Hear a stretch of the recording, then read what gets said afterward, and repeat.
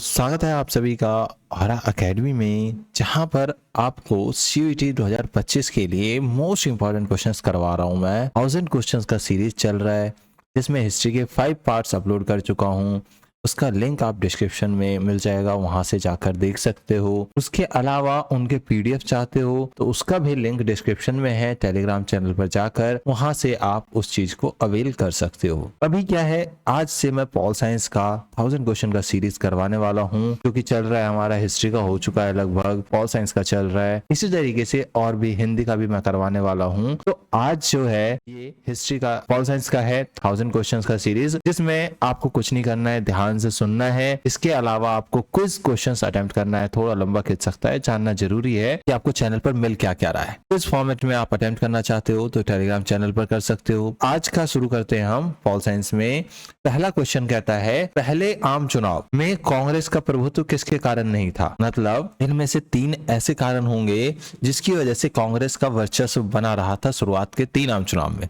राष्ट्रीय आंदोलन की विरासत, हाँ जी, ये राष्ट्रीय आंदोलन की विरासत लेकर बैठे हुए थे। क्यों? क्योंकि इन्होंने आंदोलन में बहुत हिस्सा लिया था। इंदिरा गांधी, तो पहले 3 आम चुनावों में इंदिरा गांधी की कोई बात नहीं की गई है। एक सुव्यवस्थित पार्टी आधार, हाँ बिल्कुल सही बात है, पार्टी आधार इनका बहुत अच्छा था। समावेशी प्रकृति, मतलब इन्होंने सभी धर्म सभी समुदाय से लोग का हिस्सा इस कांग्रेस में हुआ करता था। 1952 से लेकर 62 तक पहले 3 आम चुनाव, जैसे कि राष्ट्रीय आंदोलन की विरासत, एक संगठित पार्टी तंत्र, इसकी समावेशी प्रकृति, लेकिन इंदिरा गांधी का कोई नेतृत्व नहीं था। तो आंसर हमारा हो जाएगा बी। अगला क्वेश्चन कहता है, निम्नलिखित में से किस आम चुनाव में सत्तारूढ़ कांग्रेस पार्टी आधे राज्यों में विपक्ष से पराजित हुई? 1962 ये तीसरा इलेक्शन था, थर्ड ये सेकंड इलेक्शन था, और ये 4th इलेक्शन था। तो थर्ड तक तो उनका वर्चस्व रहता है, 4th में उनका वर्चस्व खत्म हो जाता है। तो इसका आंसर है 1967। क्यों? क्योंकि इस समय पंडित जवाहरलाल नेहरू का देहांत हो जाता है, लाल बहादुर शास्त्री जी का देहांत हो जाता है, और पार्टी कमान जो थी वो इंदिरा गांधी के हाथों में। अगला देखो, कांग्रेस पार्टी के प्रभुत्व में योगदान देने वाले कारकों के संबंधित निम्नलिखित में से कौन सा कथन सही है? तो ये ऑप्शंस है 3, ये ऑप्शंस आपको इधर दिख रहे होंगे। इनमें से कौन कौन सा कथन सही है? कांग्रेस को राष्ट्रीय आंदोलन के उत्तराधिकारी के रूप में देखा गया था, ए सही है। तो ए आपका इसमें भी है, इसमें भी है, इसमें भी है।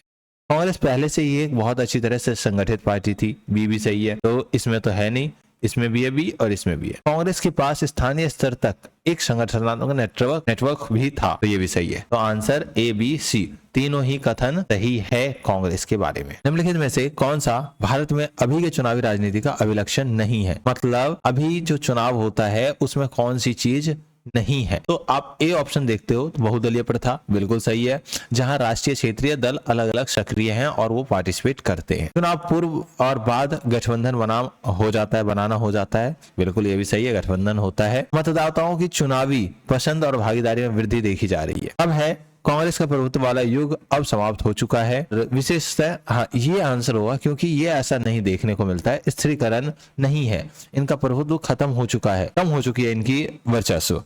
तो आंसर सी है। अब ये पहला क्वेश्चन, ये 5वां क्वेश्चन कहता है, लोकसभा का आम चुनाव कब हुआ था? तो 25 अक्टूबर 1951 से शुरू हुआ था और 21 फरवरी 1952 तक चला था। तो ये आंसर आपका डी हो जाएगा। अगर इसमें से नहीं आता तो सिर्फ 52 आता, 50 आता, 52 सही होता। ठीक है, तो इसको 1952 का इलेक्शन बोला जाता है। इसके बाद का जो इलेक्शन हुआ था 1957 में हुआ। ठीक है, इसे भी याद रखोगे आप। टेस्ट विद डेस्टिनी, ये एक भाषण था जो कि जवाहरलाल नेहरू द्वारा दिया गया था जब भारत आजाद हुआ था। 14 अगस्त 1947 की मध्य रात्रि को पंडित जवाहरलाल नेहरू ने भारत की स्वतंत्रता की संध्या पर ये भाषण दिया था, जिसमें बोला था कि जो हमें आजादी मिली है भाग्यवधु है, भाग्यवधु से चिर प्रतिष्ठित भेंट, मतलब भाग्यवधु जो थी उसकी प्रतीक्षा कर रहे थे और फाइनली हमारी भेंट हो गई है। और भाग्यवधु किसको बोला था इन्होंने? स्वतंत्रता को बोला था। तो हमारा क्या आंसर हो जाएगा? जवाहरलाल नेहरू। विभाजन के बाद कांग्रेस ने संविधान सभा में कितने प्रतिशत सीटों पर कब्जा किया था? ये बहुत इंपॉर्टेंट है, क्योंकि उसने 82%, ओनली 18% जो था अलग अलग पार्टीज जीत पाए थे। बाकी 82% सीट जो थे वो सारे के सारे किसने जीता था?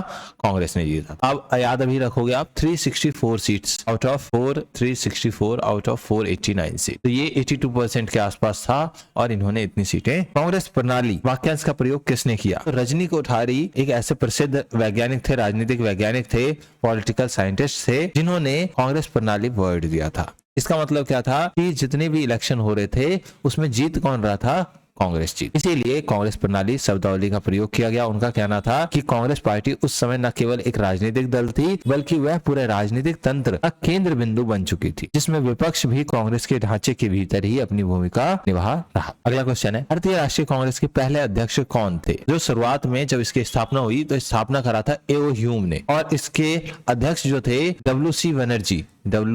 बनर्जी, इनका नाम था वोमेश चंद्र बनर्जी। ये इसके पहले अध्यक्ष थे, जो कि कहाँ हुआ था, बॉम्बे में हुआ था, बम्बई में हुआ था ये अधिवेशन, और इस अधिवेशन के अध्यक्ष के रूप में काम किया था इन्होंने, और इसकी स्थापना हुई थी 1885 में। अगला क्वेश्चन है, स्वतंत्र भारत में पहला राष्ट्रपति कौन था? भारतीय संविधान सभा के जो अध्यक्ष थे, जिनका नाम था डॉक्टर राजेंद्र प्रसाद, वही हमारे भारत के पहले राष्ट्रपति भी थे। और सर्वपल्ली राधाकृष्णन जो थे वो अलग थे। Doctor APJ Abdul Kalam missile man के नाम से जाने जाते हैं। अंबेडकर संविधान के जनक पिता भी माने जाते हैं। और ये कमेटी के थे, ड्राफ्टिंग कमेटी, जिसको प्रारूप समिति बोला जाता है। प्रारूप समिति के अध्यक्ष हुआ करते थे कौन? डॉक्टर भीमराव अंबेडकर। आगे देखते हैं, निम्नलिखित में से कौन सा वर्ष कांग्रेस प्रणाली के पतन की शुरुआत का प्रतीक माना जाता है? शुरुआत के 3 इलेक्शन जो हुए थे, जिसमें पंडित जवाहरलाल नेहरू थे, उस समय तक कांग्रेस प्रणाली बहुत ज्यादा वर्चस्व में थी। लेकिन उनके मृत्यु के बाद भारत ने 1-2 वॉर देखा था, जिसकी वजह से कांग्रेस के वर्चस्व में गिरावट देखने को मिलता है, और वो ईयर था 1967। निम्नलिखित में से कौन सा भारतीय राष्ट्रीय आंदोलन में नरमपंथी नेताओं में से एक नहीं था? मतलब जो राष्ट्रीय कांग्रेस है वो 2 टाइप से डिवाइडेड था। राष्ट्रीय कांग्रेस वो एक नरम दल और एक गरम दल के नाम से जाना जाता है, और इसका विभाजन हुआ था 1907 में। सूरत विभाजन के नाम से जाना जाता है, सूरत विभाजन। इसका नोट्स बना लेना आप चाहो तो, सूरत विभाजन। अब नरम दल जो थे वो, और गरम दल में मेनली नाम आते हैं लाल बाल पाल। 3 नाम, लाल बाल पाल, लाला लाजपत राय, बाल गंगाधर तिलक और बिपिन चंद्र। तो इनमें से तीनों में से कोई भी नाम देखो तो वो गरम दल से है, नरम दल से नहीं है। तो आंसर है बाल गंगाधर तिलक। ये जो थे गरम दल से थे। बाकी तीनों, दादा भाई नौरोजी, गोपाल कृष्ण गोखले और सुरेंद्र नाथ बनर्जी, ये नरम दल से थे। वहीं पर गोपाल कृष्ण गोखले महात्मा गांधी के क्या थे? पॉलिटिकल गुरु थे, टीचर थे। दादा भाई नौरोजी ने ड्रेन ऑफ वेल्थ थ्योरी दिया था, जिसका मतलब था कि भारत से कैसे भारत की संपत्ति को अंग्रेज अपने यहाँ लेकर जा रहे हैं। अगला क्वेश्चन है, 1977 के आम चुनाव में कांग्रेस की हार का मुख्य कारण क्या था? तो उसका देखो भाई, सिंपल सीधी सी बात है, 1975 में इंदिरा गांधी ने इमरजेंसी लागू किया था। अब यहाँ पर पॉल साइंस पढ़ रहे हैं तो इमरजेंसी के प्रोविजंस पढ़ लेते हैं। 352, 356 और 360, ये 3 है जिसकी वजह से इमरजेंसी लगाया जाता है। ये है नेशनल इमरजेंसी, ये है स्टेट इमरजेंसी, और जिसको हम प्रेसिडेंट रूल भी बोलते हैं, और ये है फाइनेंस इमरजेंसी, फाइनेंशियल इमरजेंसी के नाम से जाना जाता है। तो आपातकाल की घोषणा की वजह से ही 1977 में जब इलेक्शन हुआ, 1976 में आपातकाल खत्म होने के 2 महीने बाद, उस समय इसको कांग्रेस को हार का सामना करना पड़ा, और पहली बार भारत में दूसरी सरकार, कांग्रेस के अलावा वाली सरकार बनी थी, जो कि थी जनता पार्टी की सरकार। अगला क्वेश्चन है, संविधान सभा के स्थायी अध्यक्ष कौन थे? जब संविधान सभा की पहली बैठक 9 दिसंबर 1946 को हुई, तो उस दिन सच्चिदानंद सिन्हा को टेम्पररी मतलब अस्थायी अध्यक्ष चुना गया। लेकिन अगले दिन 11 दिसंबर, 2 दिन बाद 1946 को जब दूसरी बैठक हुई, तो सबकी सहमति के साथ वोटिंग के द्वारा राजेंद्र प्रसाद को स्थायी अध्यक्ष के रूप में चुन लिया गया। अगला क्वेश्चन है, भारत में एक दलीय प्रभुत्व का युग कब तक माना जाता है? तो एक दल पूरे वर्चस्व में कब तक रही थी? तो एक दलीय प्रभुत्व जो है 1952 से लेकर 1967 तक रहती है, और 1967 के बाद इसका वर्चस्व खत्म हो जाता है। आंसर क्या होगा? 1952 टू 1967। ठीक है भाई, तो आज के में 15 क्वेश्चन किया है हमने। इसी तरह से अगला पार्ट भी आने वाला है, और उसमें भी हम अप्रोक्स करेंगे क्वेश्चंस 15। इसी तरीके से 1000 क्वेश्चंस करने वाले हैं, और इनके शॉर्ट्स भी आपको मिल जाते हैं। अगर आप इनको डिटेल में नहीं देखना चाहते हो, शॉर्ट्स में रिवीजन करना चाहते हो, तो स्क्रॉल करते रहो और उसको देखते रहो, जिससे आपका रिवाइज हो जाए। और इसका पीडीएफ, जैसा कि बताया, डिस्क्रिप्शन बॉक्स में लिंक दिया हुआ है टेलीग्राम चैनल का, वहां से आप इसका पीडीएफ ले सकते हैं। Thank you so much for watching this video.